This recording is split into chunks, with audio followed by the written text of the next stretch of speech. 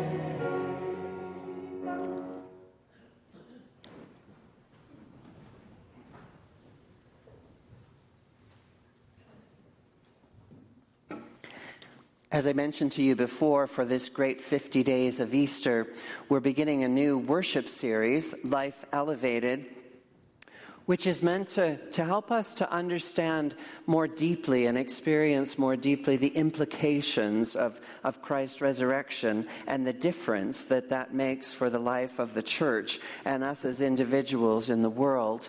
And so for this series, we are going to be doing a tour through the Acts of the Apostles. This is the book that comes after the Gospel according to John. And it's actually a sequel, same writer as the Gospel according to Luke, and it's like the book of Acts is a sequel to what happened in the Gospel of Luke, and this time it's from the perspective of how it goes out into the disciples and the experience of Jesus' followers when resurrection life is poured into a whole community of people and the difference that makes. So our aim is to better understand the implications of resurrection and what it makes possible in our lives, in the community of faith, and in the world. New relationships, newfound hope, transformed lives, and vital community. But the one word you might come back to in terms of the difference that resurrection makes is disruptive. Disruptive of the old life. Disruptive. So the passage that was read today from the book of Acts is one that I'm sure that you've heard before. One that describes this newly forming, growing community of Christ, close-knit, tight together. You know, you could say that at the very center of this community of faith is relationship. And really that's the basis of all ministry, is relationship with God, with other people. And so you can see what happens in a community like this when resurrection life is poured in and people emphasize and build on those relationships together. So the source of it doesn't seem to us to be all that spectacular. It talks about the teaching of the apostles, prayer together, communion, and fellowship. That sounds pretty everyday and ordinary for us, does it not? But did you notice what the description is of the outcome of those things in this community? It says that people were in awe. You know, it was an awe-inspiring community where generosity, the doors of generosity, were opened and the floodgates flowed out into the world. Nobody was in need anymore, you know, because they pooled their resources, and when there was a need, they fulfilled it. So you can kind of hear some of the Old Testament prophecy of a day when, you know, there would be no one in need in the world. It's like Old Testament prophecy is beginning to come true before our eyes. As one biblical scholar, Matthew Skinner, says, this portrait of mutuality that's described here in Acts, it sparkles. Truly cooperative living is fueled by intense generosity and marked by worship and service. Something had to create this.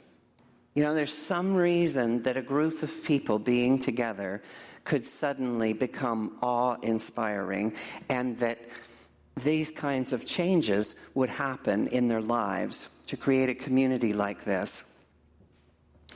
So something was so powerful that it pushed them merely beyond conventional friendship, and as I said, poverty disappeared in their midst because no one had need. They shared, and they were committed to deepened relationships. If you were a person that has problems thinking about the resurrection of Jesus and the reality of Easter, then maybe you could also look at the difference that happened in this community as maybe a visible illustration of the difference that resurrection makes in people's lives. People surrendered material possessions and wealth so that everybody shared together. So this whole community responds in generosity. And it's kind of an illustration of this power of resurrection to be able to pour new life and possibility not only into a community but into our world as well. Last week we talked about our baptismal font having 8 sides, and the 8 signifying the beginning of the new creation on Easter Sunday morning. And so we're in this passage today, we're meant to get a picture of what this new creation community of faith looks like, and and how it enacts this resurrection in the world. It seems that the more that we recognize the implications of God's love for us in the cross, then the more it makes us want to reach out to others and share what we have, to be generous as Jesus has been so generous with us. Really, astounding generosity is the fundamental characteristic of God. It's what we mean by the word grace, which we have experienced a lot of, especially during Holy Week, and considering all that Jesus is willing to sacrifice and to give in love for us. You know, grace reminds us of God's ceaseless, loving, self-giving to each one of us every day. You know, that generous, divine sunshine upon which our life depends. The gifts that come to us over and over again that we could never earn or provide for ourselves. And really, the table that's at the center of our life together, it demonstrates that generosity and goodness in the most profound and powerful way. You know, here we're reminded every time we gather around this table of Jesus giving for us, his generous love that allowed him to offer everything for us so that we might be forgiven and set free. And sitting at this table together is meant to shape us towards generosity and sharing in the world. Cuthbert Simpson, in the last century, before the days of inclusive language, defined sin as being the result of man's fixing of his imagination on himself. You know, where my dreams are always about me and what I want and what I can get. If we think of love, especially Christ's love, it could be defined as the very opposite of sin. Richard Rohr says, a pristine understanding of love is letting go of self. So the orientation is the complete opposite. And so in a community like this, we're all called to be able to sacrifice something of ourselves for the good of others, for the common good of those around us. And sometimes that means, you know, giving of ourselves. Christian said at the first service this morning, even taking your shovel and maybe not just doing your own driveway, but doing the driveway beside you. You know, orienting ourselves out towards the needs of others and seeing what we've been given, how it can impact others. We can even do this in our community life together. Because, you know, it won't be long in a community like this that there'll be somebody who will say the wrong thing to you or do the wrong thing to you to insult you. And so sometimes it means even sacrificing our own ego and pride, you know, in the name of the common good. Because we don't let that stuff detract us from being a community together and building relationships together. Sometimes in our culture around us, one wrong thing said or done to us, and that's a good reason to be out of here, you know, and to be looking for another place. But not in the church, because we believe that sacrifice, as Jesus has taught us, of ego and pride is something that we're called to do for the greater good. So let's think about that generosity definition that Christian was offering you before, and think about what that means, of how we offer what we've been given, our gifts, our times, our talent, our resources, for the sake of someone else. Generosity is giving oneself for others and then not bothering to count the cost, even if it means having to sacrifice, because that is what is at the center of our life together.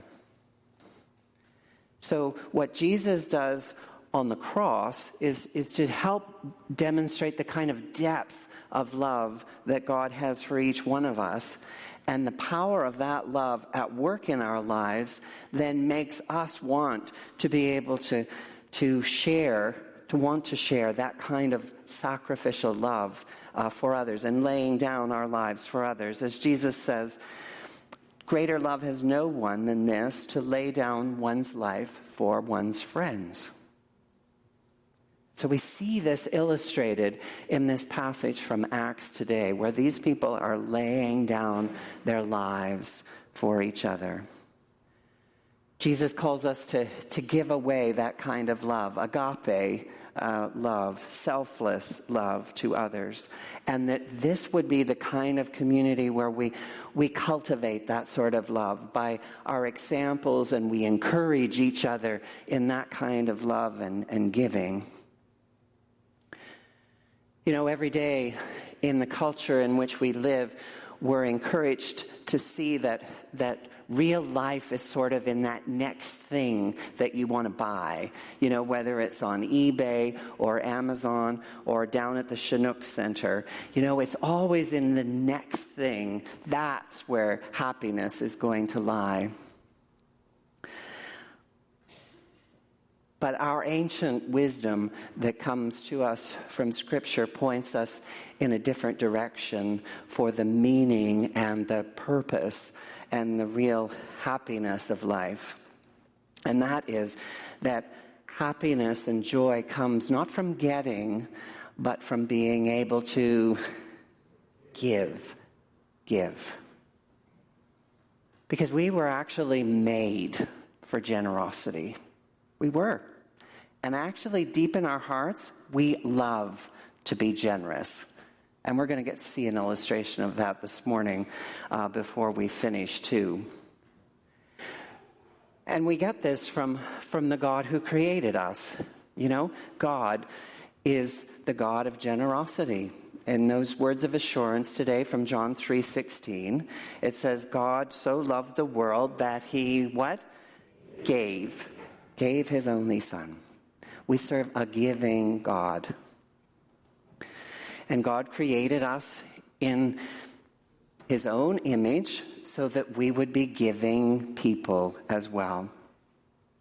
And so every day, to try to cultivate that sense of gift in our lives, Christians traditionally have tried to thank God 5 times during the day.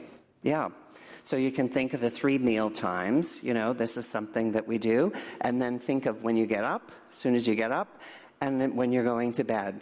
These are punctuation points in our day when we can stop and we can think of all the ways that we've received gifts this day.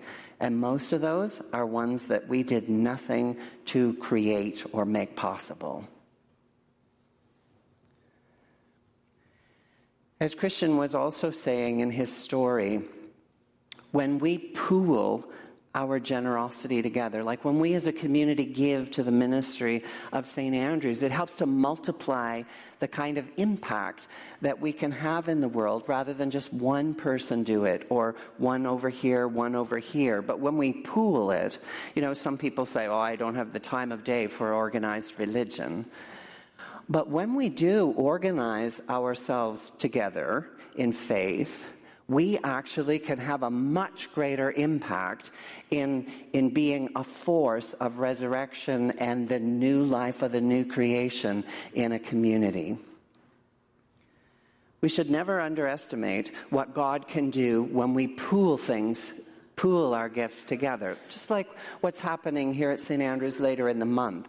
Our mission team is sponsoring this Indigenous Sharing Day when people from the local Indigenous Friendship Center will partner with us, and we'll have a day of really getting to know each other better. Now, one person could undertake something like that themselves if they wanted to, but when we work together, you know, we're going to host about 500 to 600 people potentially here and help to grow better relationship with Indigenous neighbors here in our own city and community.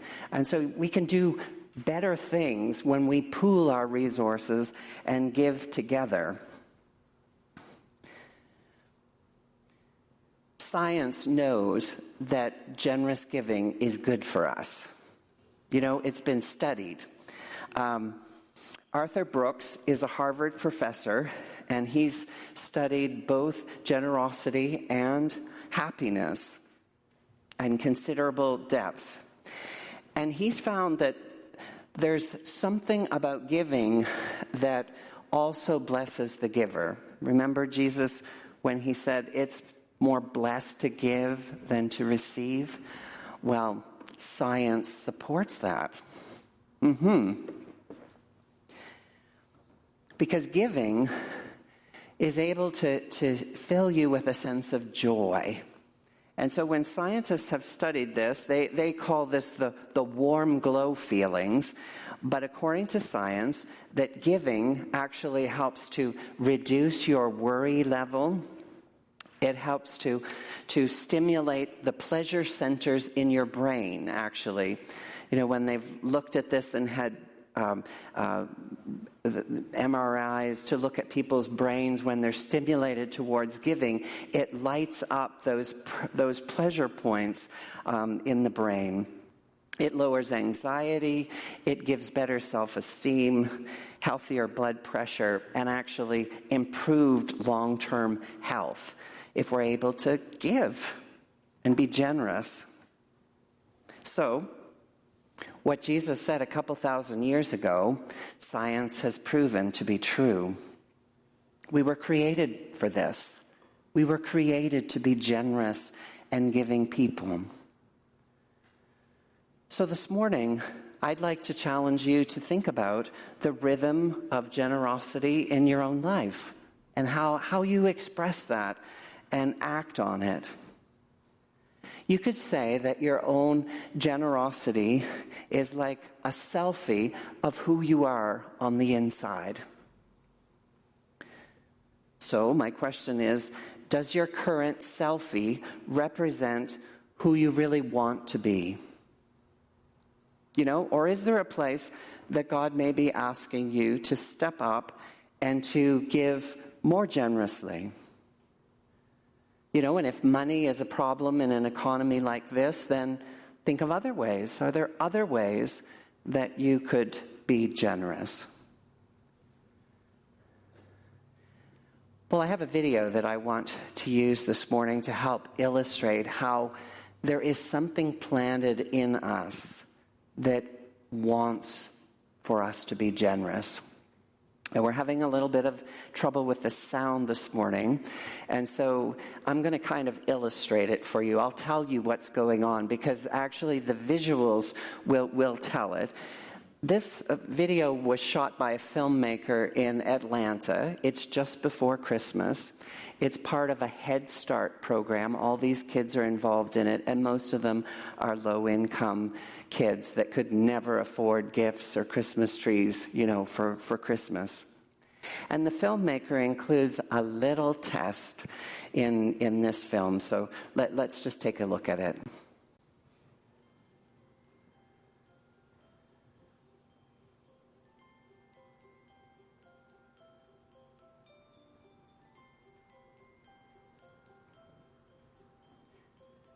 So the first question is about, what do you want for Christmas? They're all telling what they want for Christmas. The trophy case. The Xbox station. No problem answering. What do you think your mom or dad want for Christmas? My mom would probably want a ring. Then the next question is, Jewelry. what would your mom or dad want for Christmas? My watches. They have no trouble answering that. Okay. Now, they're giving both the gift they wanted and the gift for their parent. They get to see both of them. They're putting both gifts right in front of them, the laptop and the jewelry. You also bought a necklace because you said you also wanted to get a necklace for your mom or your auntie. The catch is that There's just one catch. the gift for yourself, You either take the gift for yourself pick a gift. or you take the gift for your parent. You have to decide, which will it be? Now, is that a really hard question? Which is it going to be? What gift do you Which one? Which will you take? Only one? Which one? Jesus. I gotta go with the ring. Yeah. What gift do you pick? That one. That dress. All of them. I'll choose this for my mom. They all take the gift for their parent. It's a really tough And this guy has the real punch. And I'm sorry you can't hear him in his own words. Legos don't But matter. he says, Lego. Your family matters. What good is Lego? Legos He said, are toys. when it's your family, he said, Lego doesn't matter. Family are Legos. Your family matters. See, the people in Acts, they got that relationship thing. Relationships matter. Whether it's God or the other people around us, that matters. The other stuff doesn't. The greatest joy in life is being able to give. It is. Have you learned that yet? Have you forgotten it? Because these kids knew that. You could say that kindness is love in action, and that generosity is love that has taken over our pocketbook. How can you love God with the resources that you've been given? As Winston Churchill says, we make a living by what we get. We make a life by what we give. Amen.